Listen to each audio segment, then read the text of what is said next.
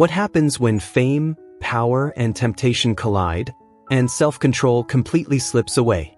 Behind the spotlight and glamorous headlines, some of these stars were fighting battles no one saw, drowning in desire, with rumors swirling that one of them had been involved with 4 different partners in a single Easter week. From jaw-dropping confessions to secret affairs that shook the entertainment world, these celebrities weren't just famous for their talent. They became notorious for addictions that spiraled far beyond the stage and screen. In today's video, we're uncovering the unbelievable stories of 19 black celebrities whose struggles with sex addiction turned into some of the most shocking scandals the industry has ever seen. Let's dive in. Clara Ward, a woman who never recognized a boundary between the sacred and the flesh. Through the 1950s, no gospel ensemble shone brighter than the legendary Ward singers. They crossed America from city to city, filling black churches to the doors, carrying the heat of faith and the unmistakable blaze of Clara Ward's voice. On stage, she stood like a saint draped in silk, delivering salvation with a voice that could lift a congregation to its feet. Yet there was something else in her presence, something dangerously human. Men and women alike felt it, a pull that made them want to fall into her arms, even if only for a single night. What many people didn't know was that with Clara, that possibility was never far away.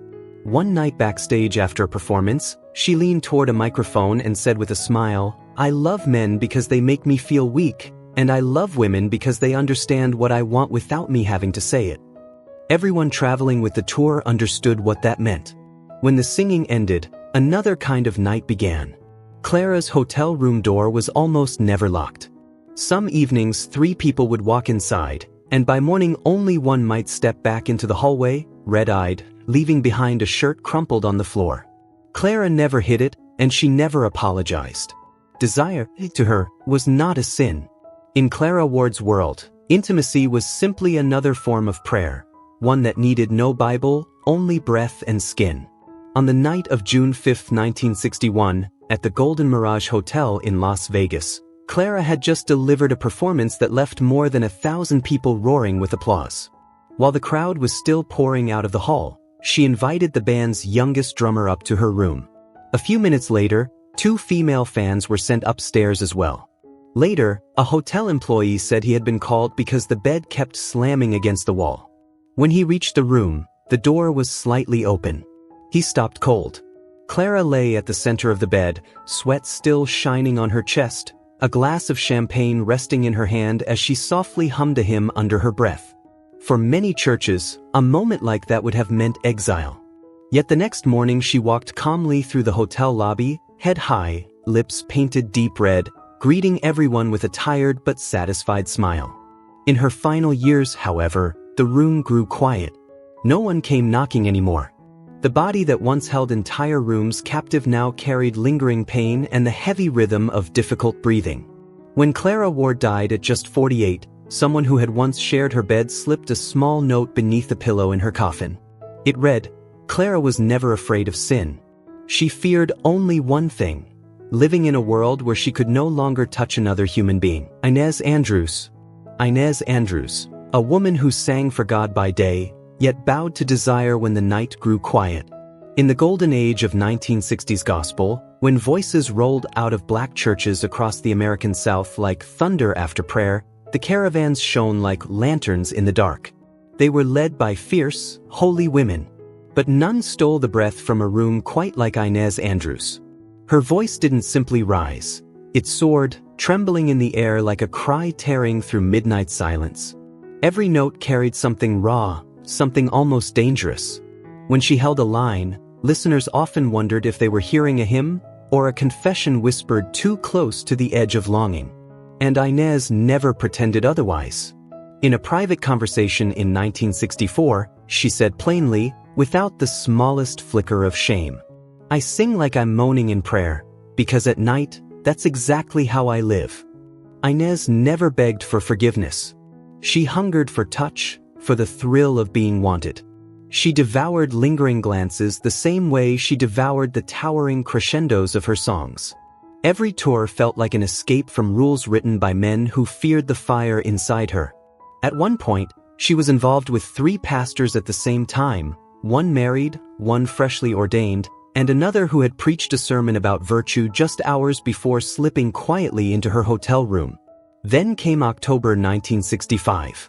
The caravans arrived in New Orleans for a 3-night gospel revival at the largest church in the state. On the second night, Inez sang with such force that the entire hall fell into stunned silence when she finished.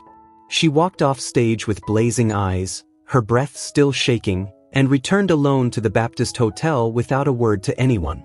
Just after midnight, a housekeeper pushed open the wrong door. For several frozen seconds, she couldn't move. On the bed lay Inez, completely naked, tangled between 2 young men beneath a twisted sheet. One still wore a cross around his neck. The other held an unopened bottle of liquor in his hand. No one spoke. No one even breathed. By morning, the story had spread through the city like wildfire.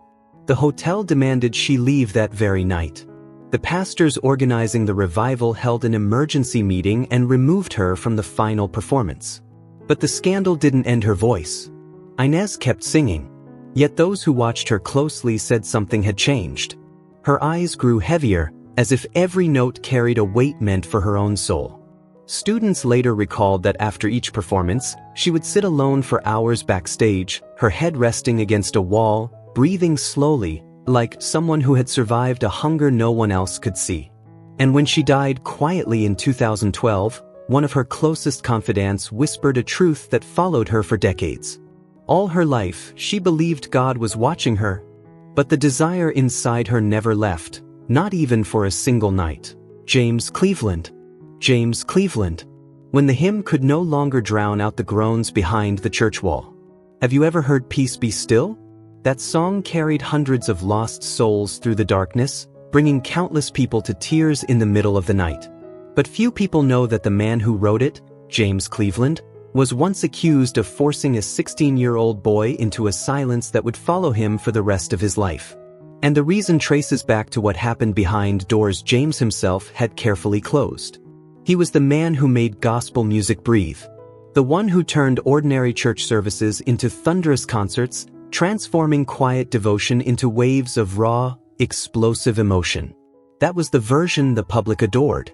But behind the curtain, there was another world. One many people close to him quietly recognized. Within gospel circles, whispers followed James wherever he went. People noticed that he often traveled with young assistants. Not just one, sometimes 3 or 4 at a time, constantly changing. They weren't musicians. They didn't write lyrics. Their role was simply to stay near him, often through the entire night. One former backup singer later described a moment that never left his mind. He said he once saw James open the door of his hotel room wearing a white robe. Behind him, on the bed, sat 2 young men with their knees drawn to their chests, completely naked. James simply smiled, calm, casual, as if nothing at all were unusual. No one publicly confirmed the story, but no one openly denied it either. Then, in June of 1982, silence became impossible. A 16-year-old boy filed a lawsuit accusing James of repeated abuse. The complaint described a room known as the prayer room. Inside it was a wooden bed, red pillows, and soft music that played throughout the night. And then, everything went quiet. James said nothing. The lawsuit was withdrawn. The entire matter faded almost as quickly as it appeared. But something had changed. Some churches quietly canceled his performances. Some choir members left without explanation. The admiration that once surrounded him was no longer as certain as before. James Cleveland died in 1991. His death certificate listed respiratory failure as the official cause. But doctors knew. Relatives knew. And perhaps, in their hearts, many believers suspected the truth, that it was a complication related to HIV. People may no longer remember how many songs James Cleveland sang. But some still remember a line from one of his final sermons, when he spoke in a voice barely above a whisper. "I only wish I could be forgiven every night. Because during the day, I can't stop it."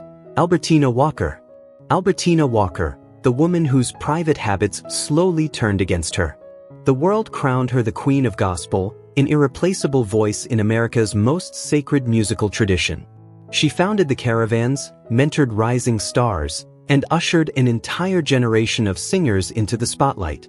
Whenever she stepped onto a stage, faith seemed to catch fire. Her voice was powerful yet tender, wrapping around the audience like the warm embrace of an old love. But behind the dignified image of a devoted woman lived a restless impulse that rarely slept for long. Albertina often preached restraint and discipline. Yet those close to her knew she possessed another kind of influence, something magnetic beyond the music itself. It lingered in her gaze, in the playful rhythm of her fingers tapping against a man's chest, in the quiet invitations she extended after a performance, dinner, conversation, and a hotel door that closed just a little too firmly.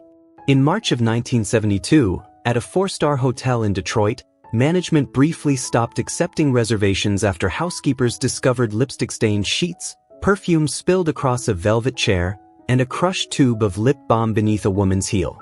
What surprised them most was not the mess, but the guests who had just left the room, a guitarist, a female vocalist, and her husband. As they laughed loudly in the elevator, they called her Mama Wildfire. The nickname followed Albertina from that day on, clinging to her like an invisible tattoo. Years later, Albertina began suffering persistent lung and throat problems. Doctors blamed aging and the strain of decades on stage.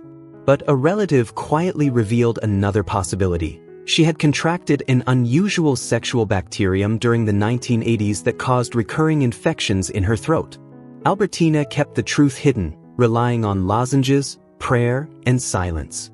Slowly, the voice that once shook churches across America could no longer travel as far as it once had. Yet the sorrow in her eyes grew clearer with every passing year. Her life did not simply fade with time. It wore down quietly, like a hymn sung just slightly off-key, lingering in the air long after the music stopped. Shirley Caesar. Shirley Caesar. Nights of quiet passion with younger men. In the early 1970s, Shirley Caesar was celebrated as the queen of gospel music. Her voice carried thunder and grace, and her steady, sincere gaze seemed capable of guiding an entire congregation back toward God. Whenever she knelt to sing beneath the stage lights, people felt as though they were witnessing a living saint reborn before them. Yet few imagined that on certain nights Shirley knelt for very different reasons, in rooms without microphones or choirs, without applause or bright lights, only the restless rhythm of men nearly 20 years younger than she was. Though she always spoke of herself as a devoted servant of God, musicians sometimes murmured another nickname for her, the godmother of the band, both in spirit and in ways far more intimate. Rehearsals that stretched past midnight rarely ended with prayer alone. Sometimes the quiet halls of the recording studio carried softer, secret sounds. One keyboardist once joked, "Shirley never cared for men who talked too much. She only wanted them to keep the tempo and stay quiet when she held them close." But the most startling moment came in 1974 at a religious convention in Tulsa. The audience had just begun leaving the stadium when a fire alarm suddenly echoed through the building. Staff and performers rushed backstage, fearing an electrical failure. When security finally forced open the VIP dressing room door, they discovered Shirley lying still across a sofa, her clothes rumpled, one hand loosely gripping a leather belt that carried the faint smell of cigarette smoke. Nearby, a shaken young musician hurriedly tightened his belt and muttered, "I thought she fainted after the performance. The emotion must have overwhelmed her." No newspaper ever reported what happened that night. Yet after that incident, people noticed Shirley change. Not from guilt, but from the quiet realization that even passion has its limits. She continued to sing, continued to preach of divine love, but after her shows she kept a careful distance from everyone. And years later, in a rare sermon about temptation, she paused, offered the faintest smile, lowered her eyes, and said slowly, "The thing that makes us stumble has never been the devil. It's what we spend our whole lives longing for." Reverend Timothy Wright. Reverend Timothy Wright. His final hymn entombed within the twisted shell of a shattered car. On the evening of July 1, 2008, along a quiet stretch of highway in Pennsylvania, his vehicle slammed head-on into a swerving truck. His wife, seated beside him, died instantly. Timothy remained pinned behind the wheel, his chest crushed by the impact. For more than a year he lingered in a vegetative state, until he finally slipped away in silence, without confession, without farewell, without one last song. Yet long before his name echoed through churches with the cry of "Jesus, Jesus, Jesus," Timothy Wright stood as a living symbol of modern faith. On stages and records he preached and sang with a fire that could bring tears to those who believed their faith had already died. But beyond the bright lights of the sanctuary, another life quietly unfolded, one where holiness was little more than a coat worn in daylight. After prayer meetings ended, he would sometimes vanish without a trace, only to surface hours later in unexpected places, aging motels along empty streets, small recording rooms with no instruments, only dim lights, rumpled sheets, and the smell of alcohol. In the summer of 1986, at a modest motel in Brooklyn, cleaning staff later recalled hearing laughter behind his door. Inside, they saw him sitting with two young women. Clothes were scattered across the floor. A half-eaten fruit platter rested casually on top of a Bible. When questioned, Timothy simply smiled and replied, "We're harmonizing." No investigation ever reached a clear conclusion. The church chose silence. But for years afterward, whenever he stepped to the pulpit and lifted his voice, someone in the back rows would whisper softly, "Timothy isn't singing for God. He's singing for the things he's trying to forget." That crumpled highway carried him away from both worlds at once. Many mourned him as a martyr pastor. Yet somewhere within the crowd, a woman dressed in black lowered her head and murmured quietly, "If he had lived a few more years, there might have been nothing left to hide." Edwin Hawkins. Edwin Hawkins. When the final hymn faded into silence, a strange stillness settled over the room. They say that on the morning of January 15, 2018, an employee at the care facility made their usual round to the third-floor apartment where Edwin Hawkins had spent his final years. The door was locked. The bell rang unanswered. A faint light still leaked through the thin crack in the curtains. When the staff finally forced the door open and stepped inside, the old cassette player in the corner was playing "Oh Happy Day" for the third time. And there he was, the man whose voice once lifted millions toward faith, lying motionless on the sofa. His mouth was slightly open, as if he had been about to speak, as if there were still something he never had the chance to say. Edwin Hawkins was never just a gospel singer. He was like a gentle storm moving through people's hearts, even those who never believed in God. When "Oh Happy Day" burst onto the world in 1968, America was fractured by war and racial division. Yet his voice felt like it pulled heaven a little closer. In small churches and crowded halls, black and white worshippers alike found themselves weeping together. His music became a symbol of hope, every note carrying the weight of faith. But that was the daylight version of Edwin. At night, only those who worked closest to him spoke in hushed tones. They said Edwin would often vanish after performances. No warning, no entourage, no explanation. Sometimes he was seen alone in dim parking lots behind theaters, sitting inside cars with fogged-over windows. Places where he didn't have to sing, only whisper. One aging singer later recalled walking into a dressing room in 1973 and finding Edwin sitting naked on the floor. Two young girls were beside him. He held them close, his head resting against one of their shoulders, whispering softly, "Forgive me, before I sing again." The story was never made public. The church remained silent, and the people who were there slowly disappeared from the spotlight. In the years that followed, Edwin drifted further from the media. He still sang. He still accepted awards. But every hymn seemed to carry a different weight, less like celebration, more like confession. No one ever knew whether he truly regretted anything. All they know is that at his funeral there was no photograph displayed, only an old tape recorder playing the faint sound of his humming voice. "Oh, happy day, when Jesus washed my sins away." But this time, there was no applause. And no one in the room could say for certain whether those sins had ever truly been washed away. Dorothy Norwood, the storyteller who seemed to lose herself inside the very stories she told. In the mid-1960s, as the Caravans rose to become one of the most influential black female groups in gospel music, Dorothy stood apart. It wasn't just the power of her soulful voice, it was the way she could tell a story that left entire congregations breathless.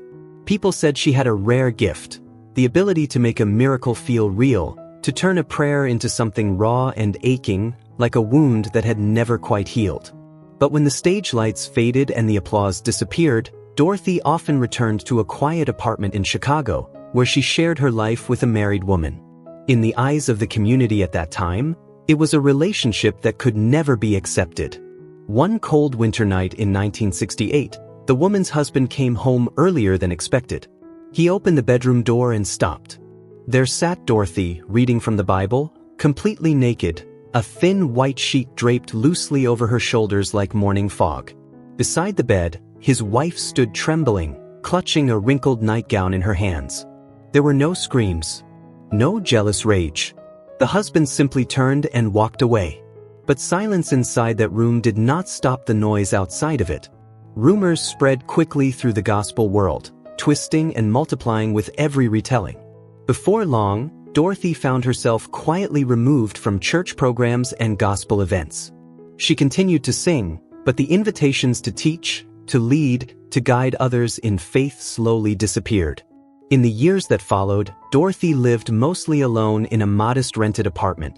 No partner, no children, just the echo of the life she once knew. People still came to hear her sing, and her voice remained as powerful as ever. But something in her eyes had changed. The bright spark many once remembered had faded into something quieter, heavier. One colleague later reflected, every time Dorothy sang about forgiveness, it felt like she wasn't just singing to the congregation. It felt like she was trying over and over again to forgive herself. James Moore, the man who prayed in the midst of physical ecstasy. James Moore was more than a vocalist. He was a living icon. Whenever he sang, thousands of black believers fell to their knees, convinced that miracles were near, that God's love could mend every broken place in the human soul. Yet while he lifted others toward healing, a wound inside him remained quietly unhealed. He lived alone, never married, never a father. Still, there were always young men around him, musicians, assistants, or strangers he happened to meet after a performance. In May 1984, inside a Cleveland hotel room, service staff discovered him unconscious and naked, surrounded by two unidentified young men and a scatter of male enhancement pill wrappers. Within the church, a silent investigation began. After that night, everything slowly changed. Concert invitations faded. Contracts disappeared. One by one, the largest churches began to distance themselves from him. For the final 15 years of his life, diabetes relentlessly consumed his body. First he lost the strength to walk. Then his eyesight faded. Eventually even his voice, the one gift that had once made him feel chosen, began to fail. Before his death in 2000, he lived in a dark room with the windows always closed. No visitors came anymore except a nurse. She later recalled that on his final night, he whispered softly into the darkness, "God, if forgiveness is still possible, please let me dream of singing again, just one more time." Tramaine Hawkins, the woman who set fire to two edges of the same cliff. When Tramaine Hawkins stepped away from her marriage to Walter Hawkins, her husband and a towering gospel legend, many expected her to crumble. Instead, she rose higher than ever. Her voice seemed to tear straight from the center of her chest, sending chills through every room she entered. Yet in that same moment, another door slowly opened, one that led into restless nights she later described as the sweet punishment of loneliness. In August 1982, at the Parkview Hotel in Oakland, Tramaine was quietly photographed leaving a room with a young rapper not yet 20, a boy who had once called her his musical godmother. The image tore through the rigid gospel community like wildfire. Concert bookings vanished. A major religious gathering in Atlanta struck her name from the program. Practically overnight, the world of gospel music turned its back on her. In the years that followed, Tramaine sang in modest halls and forgotten churches. During one performance in Memphis, she suddenly stopped mid-song, sat down, and wept openly before the crowd. "I'm not asking anyone to forget," she whispered into the microphone. "I only hope that someday I can remember without feeling ashamed." After turning 50, she devoted her life to ministry and became a pastor, but the grand stages never welcomed her back. When she passed away in her small home in San Leandro, hundreds of letters were discovered, messages from young people who had once lived recklessly, each one written after hearing her sing and finding a piece of themselves in her voice. Walter Hawkins. Walter Hawkins. When faith seemed to crumble in the dark, his name still echoed as a genius of gospel music. The man who breathed new life into the Love Center choir. Yet beyond the glow of the stage, Hawkins carried a restless hunger, one that reached into both his music and his nights. Though married to Tramaine Hawkins, he was known to slip into quiet Oakland nightclubs where male dancers recognized him faster than Sunday worshipers. One summer night in 1987, police discovered him half-dressed beside a young dancer in his Cadillac, parked brazenly outside the church itself. The story never reached the newspapers, but inside gospel circles it traveled in hushed whispers for years. Later, his music turned more sorrowful, and he withdrew into a guarded private life until cancer claimed him. At his funeral, no one dared speak of those shadowed nights, but in their silence, everyone remembered Clay Evans. Clay Evans, who handed a Bible to every woman after their confession with him was complete. His sermons could stretch on for hours, his voice rising and falling like thunder and prayer, leaving the congregation convinced they had brushed against heaven itself. Yet when the tears dried and the pews emptied, he often slipped away to a private prayer room behind the sanctuary. Rumors swirled about that room. Some whispered that the women who knelt there were not seeking God's mercy, but his. In 1979, a church secretary stepped forward with a troubling claim. Evans had used the sacred act of confession to seduce at least 5 women in a single month. Each woman, she said, left with a Bible signed in his careful handwriting, a gift that felt both like a blessing and a warning. The church council handled the matter quietly, settling it behind closed doors. Evans remained pastor until the day he died. But something had changed. The calm in his eyes seemed to fade, and the congregation was never the same again. From that moment on, the church was divided by a question no sermon could silence. Was he truly a man of God, or a man ruled by temptations no one dared to name? Dottie Peoples. Dottie Peoples, once caught in the back seat of an SUV, her hand lingering on a young dancer. By daylight, she was the angel of the South, a golden voice that could move a congregation to tears. But when night fell, Dottie lived like every evening might be her last. In the 90s, she balanced 4 relationships at once: a pastor, a drummer, a young dancer, and a married man. Then in 1996, on a quiet Sunday morning in Atlanta, a cleaner discovered her naked in the back seat of her SUV with a dancer not yet 25, only hours before she was scheduled to sing in church. The scandal silenced her.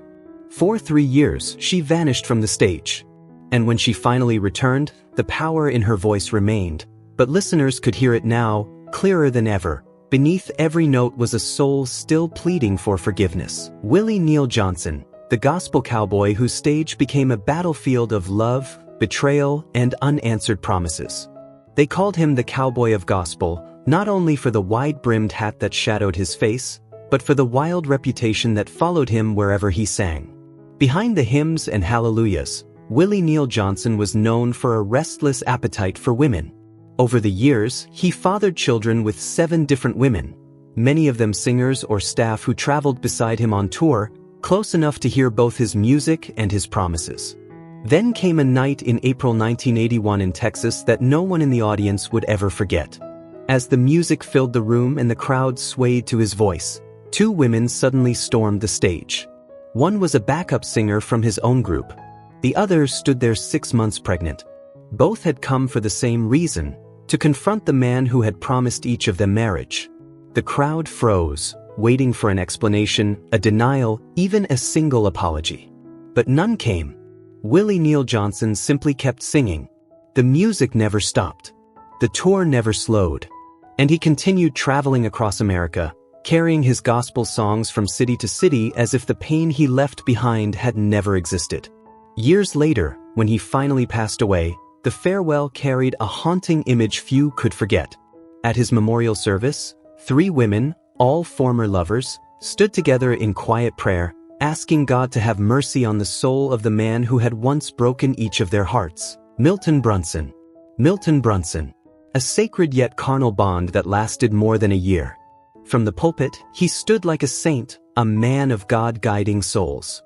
But behind the closed door of his office, he lived as if faith and desire could exist side by side. In 1985, a 23-year-old member of the congregation took her own life, leaving behind a letter that revealed a secret, an intimate, sacred-turned-carnal relationship with the pastor that had lasted over a year. She wrote that whenever she wept after prayer, he would draw her into his arms and murmur softly, "This is how God touches you." The church quietly settled with the family. No one was ever convicted. Yet the gospel community never truly forgot. When he died, he was still honored, still remembered as a spiritual guide. But beneath every tribute lingered a whisper. He had once touched the sacred, and then he had stained it. Vanessa Bell Armstrong. Vanessa Bell Armstrong once took a shoe to the face from a furious pastor's wife, right there on stage. Not only did she command the spotlight with her voice, Vanessa Bell Armstrong also carried a reputation behind the curtain for a charm people called dangerously irresistible. Rumors followed her everywhere. Her circle of admirers supposedly stretched from pastors to rappers to powerful music producers. Vanessa herself once joked that she couldn't live without the way men looked at her, like she was some kind of miracle walking the earth. In 1992, after a performance in New York, the tension finally exploded. A woman suddenly rushed the stage and hurled a shoe straight at her face, shouting that Vanessa was a demon in angel's clothing who had seduced her husband with tight dresses and sweet sermons. The moment stunned the gospel world.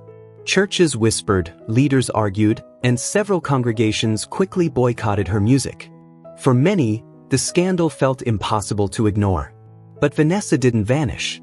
Instead, she came back louder than ever, releasing songs about redemption and grace, insisting that God's love still reaches even the most wayward souls. Still, behind the curtains and in quiet corners, the whispers never really stopped. Some people would shake their heads and murmur, "She's the apostle of temptation," because nobody sings about real sin the way she does. Morton. A leaked video from his pastoral office revealed Paulus, Morton naked with a female parishioner. Once celebrated as a symbol of sacred marital devotion, Pastor Paul Morton, father of renowned singer P.J. Morton, often preached that marriage was a divine gift meant to be honored before God. Yet in July 2000, a shocking leak shattered that image. In the secretly recorded footage, Morton appeared completely naked, locked in an intimate embrace with a young woman reportedly known within the congregation, inside his pastoral office in New Orleans. The scandal forced him to cancel multiple sermons, step away from the media, and retreat into a quiet, behind-the-scenes role. Since then, he has rarely appeared publicly with his wife at community events and avoids every question about resisting temptation and preserving purity. In the end, silence seemed to become his only answer. You've just heard about 19 gospel music legends who saved millions with their voices, yet couldn't save themselves from the desires of the flesh. They succumbed to the very temptations they preached against. But that's what makes us realize they were just flesh and blood human beings with all their struggles and silent pain. If you want to know more little-known facts about dark music hits, subscribe to stay tuned for more stories.